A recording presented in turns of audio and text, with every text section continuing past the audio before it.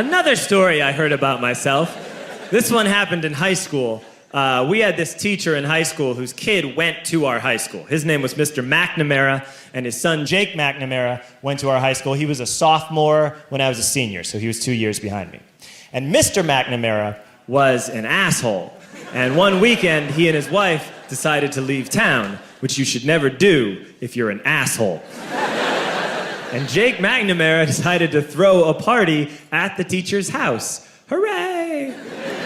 And everyone around town heard about it, and we all got up individually and thought, okay, let's go over there and destroy the place. I walked into this party, everyone I had ever met was there, and everyone was drinking like it was the end of the world. People were drinking like it was the Civil War and a doctor was coming to saw our legs off. I walked down to the basement, they had a pool table in the basement. One dude took a running start and threw his body onto the pool table and broke it in half. So the party was going great. I'm standing in the basement and I'm holding a red cup. You've seen movies. And I'm standing there and I'm holding a red cup and I'm starting to black out. And I guess someone said like, something, something, police.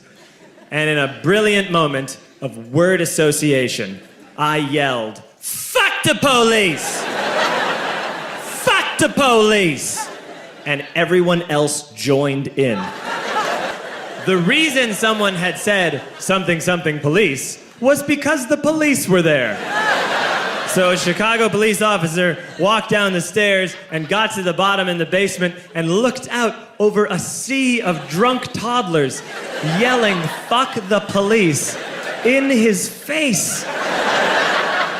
And he was almost impressed. He was like, wow. And then he leaned into his walkie-talkie and went, get the paddy wagon. And my friend John, who is now a father, this man now has a baby, he grabbed a 40, smashed it on the ground and yelled, scatter!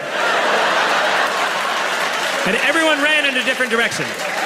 We all ran in different directions. I ran into the laundry room and I jumped up on the washing machine and I crawled out through a window into the backyard, and now I'm running through the backyard and there was this big chain link fence and I thought, I've never climbed a fence that high before. And then I woke up at home.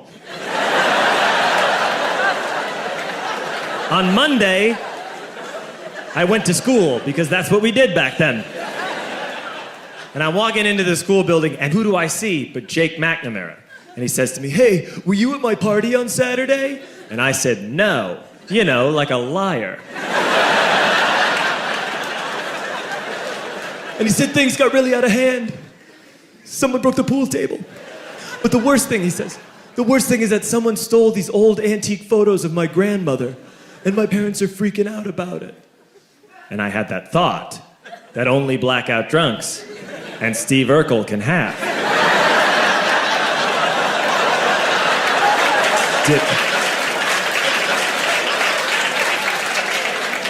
Did I do that? I figured, no, I wouldn't have done that. But I was never sure until 2 years later. Relax. I'm playing video games with this kid named Alex that we also went to high school with. 2 years later, we've graduated by now. We're playing video games for a couple hours. And then Alex says to me, hey, come here, I want to show you something. And he takes me into his bedroom. And then he takes me into a side room off of his bedroom. Never a good thing to have.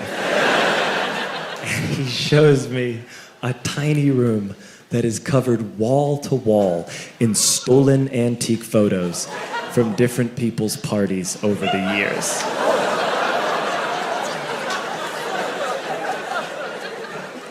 And I said, why?